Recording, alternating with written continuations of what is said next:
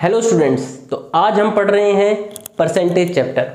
Percentage chapter ना सिर्फ आपका कॉम्पिटिटिव एग्जाम के लिए ज़रूरी है, बल्कि अर्थमेटिक में आने वाले हर चैप्टर में इस चैप्टर का यूज़ होता है। तो आपको ये चैप्टर बहुत ही सीरियस होकर पढ़ना है। हम एक एक टाइप इसका अच्छे से करेंगे। तो आइए समझते हैं परसेंटेज होता क्या है। सबसे पहले तो मैं आपको बताऊं, परसेंटेज का आप यूज़ बचपन से ही देखते आ रहे हैं।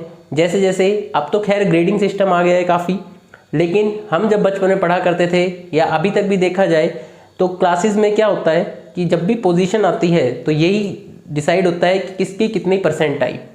सिमिलरली परसेंटेज का क्लास क्लास में यूज़ ना होकर और भी काफ़ी लेवल्स पे होता है। जैसे कभी आप कपड़े लेने जाएं या फिर कोई भी ऑब्जेक्ट लेने जाएं तो उन पर डिस्काउंट चल रहा होता है, तो वो चीज़ भी आपको परसेंटेज में ही बात करते हैं। जैसे 20% डिस्काउंट किसी चीज़ पर 40% डिस्काउंट, तो वो चीज़ें आपको निकालनी आनी चाहिए, आपको समझनी आनी चाहिए। उसके बाद इसका यूज़ जो अब सबसे ज़्यादा हो रहा है वो कहाँ होता है, आपके वन डे कॉम्पिटिटिव एग्जाम में।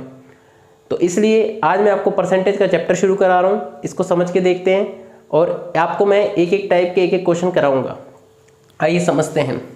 सबसे पहले परसेंटेज से क्या है मेरा मतलब, परसेंटेज का साइन कुछ इस तरह से होता है, इसको अपने बचपन से पढ़ा है।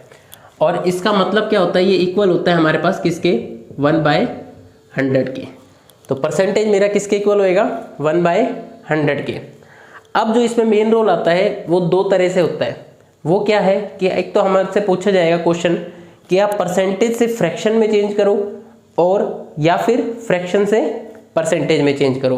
तो सबसे पहले मैं इसमें थोड़ा बेसिक और बता देता हूँ।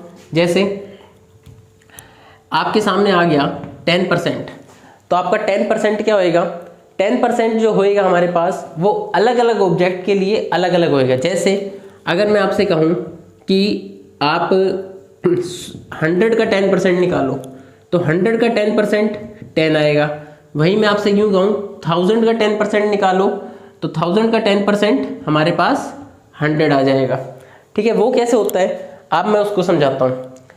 जैसे क्या है हमारे पास, लेट सपोज 200 मान लेता हूँ मैं आपसे कहूँ 200 का 10% निकालिए, तो 200 का 10% कैसे निकालेंगे, इसको कर दूंगा मैं इंटू 10%। मैं आपसे पूछ रहा हूँ कि 200 का 10% निकालिए, तो 200 का 10% में क्या होएगा, अभी मैंने आपको बताया कि परसेंटेज मेरे पास किसके इक्वल होता है, 1/100 के। तो मैं इसकी वैल्यू लिख दूंगा 200 इंटू 10। अच्छा, परसेंटेज की वैल्यू कितनी है मैंने अभी बताई है, 1/100। तो इसको सोल्व करते हैं, 2 0 से 2 0 कैंसिल, मेरे पास आ गया 20। यानी मेरे पास 200 का 10% किसके बराबर आ गया, 20। जैसे मैंने आपको शुरू में बताया था 100 का 10% कितना होता है, 10। अच्छा, इसको भी सोल्व करके देखते हैं। 100 का 10%, 100 का 10% कितना होता है, तो 100 इंटू 10, परसेंटेज की वैल्यू देखूंगा क्या है, 1/100। तो 100 से 100 कैंसिल, आंसर क्या आ गया, 10। आई होप आपको ये चीज़ समझ आई होगी। इसी तरह आप 1000 या फिर किसी भी नंबर का कितना भी परसेंट निकाल सकते हो। जैसे मैं आपसे कहूँ किसी भी चीज़ का, जैसे नंबर मान लेते हैं हम 480 का कितना परसेंट निकाला जाए, लेट सपोज 60% निकालते हैं। 480 का 60%, तो 480 का जो 60% होएगा वो क्या आएगा मेरे पास, यानी 480 इंटू 60, और परसेंटेज की वैल्यू कितनी होती है, 1/100।